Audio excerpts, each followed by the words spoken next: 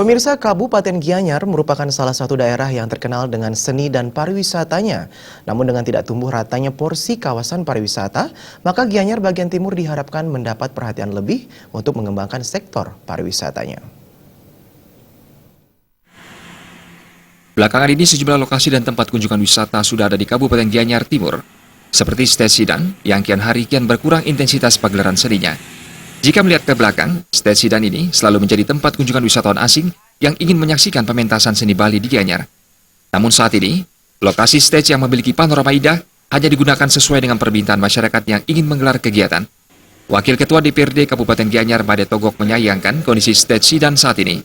Untuk itu, pemerintah diharapkan segera membenahi objek wisata di Gianyar bagian timur agar kunjungan wisata kembali membaik dan porsi sektor pariwisata merata. Dan kita berharap Stage Sidan ini terus bisa dimanfaatkan ya. Apalagi sekarang kan ada kerjasama dengan kapal pesiar ya. Setiap tamu yang datang itu salah satu programnya turun pementasan di Stage Sidan ya. Ini mudah-mudahan nanti memiliki multiplier effect ya.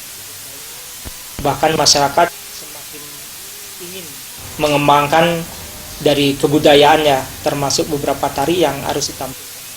Ini tentu akan cukup menarik ya, harapan kita banyak program-program lainnya yang nantinya bisa dikembangkan di Stage Sidannya. Karena ini kan cukup menarik, daerahnya juga cukup bagus ya. Tinggal bagaimana pelaku pariwisata untuk selalu memberikan kesempatan yang baik kepada daerah-daerah di timur ini. Made Togok menambahkan, selain Stage Sidan, juga terdapat Pantai Lebi yang sudah menjadi objek wisata sejak beberapa tahun silam.